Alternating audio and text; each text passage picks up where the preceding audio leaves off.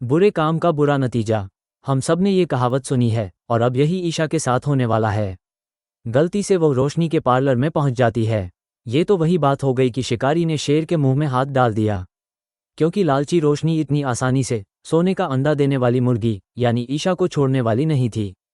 Facial के नाम पर एक बड़ा प्लान रचा जाता है और जब तेजस आएगा तो कुछ ऐसा होगा जिसकी किसी ने कल्पना भी नहीं की थी। सबको फंसाने वाली ईशा को इस बार चतुर और चालाक रोशनी ने फंसा दिया।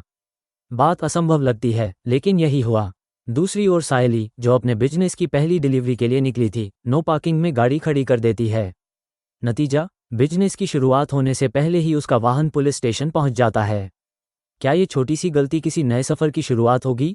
आज के एपिसोड में मिलेंगे इन दोनों कहानियों के अनएक्सपेक्टेड ट्विस्ट से। सचिन तेजस का हाथ पकड़कर कहता है, तू आलू के पराठे क्यों खा रहा है?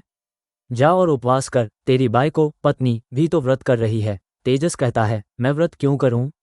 सचिन जवाब देता है, वाह, जब पैसे चाहिए होते हैं तो सबसे पहले उसी के पास जाता है और जब व्रत करने की बारी आती है तो पीछे हट जाता है। दुका और साइली भी सचिन की बात का समर्थन करती हैं और तेजस को व्रत रखने पर मजबूर कर देती हैं। ईशा सचिन को बुलाकर ट्रैवल एजेंसी ले जाती है, जहां उसे पता चलता है कि तेजस और रोशनी उसके बारे में पूछताछ कर चुके हैं। ये सुनकर ईशा दंग रह जाती है। वो एजेंट को पैसे देकर कहती है, किसी भी हालत में मेरी जानकारी किसी को मत देना। ईशा को डर है कि तेजस उसे खोज लेगा और अपने 27 लाख रुपए वापस मांग लेगा। सचिन ईशा को रोशनी के पार्लर भेज देता है। रोशनी ईशा को देखकर पहचान लेती है और तेजस को तुरंत फोन कर बुलाती है। ईशा को भनक नहीं लगती कि वह एक जाल में फंस चुकी है। जब तेजस वहां पहुंचता है तो ईशा भागने की कोशिश करती है, लेकिन रोशनी की टीम उसे रोक लेती है। तेजस गुस्से में कहता है, ईशा, तुमने मेरे साथ ऐसा क्यों किया? वो 27 लाख रुपए मेरे नहीं थे, बाबा की पेंशन के थे।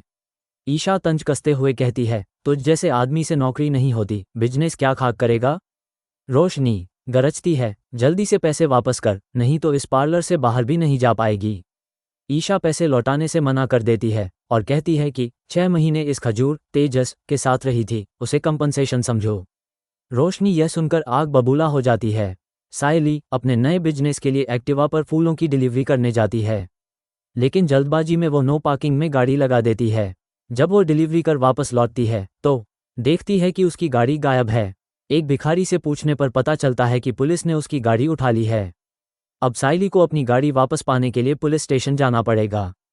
तो कौन सा ट्विस्ट आपको ज़्यादा पसंद आया? रोशनी का ईशा को फंसाना, सायली की पहली डिलीवरी और पुलिस की गाड़ी उठाने वाली घटना? अपनी राय कमेंट में ज़रूर बताएं और उड़ने की आशा के रेगुलर अपडेट्स के लिए चैनल को सब्सक्राइब करें।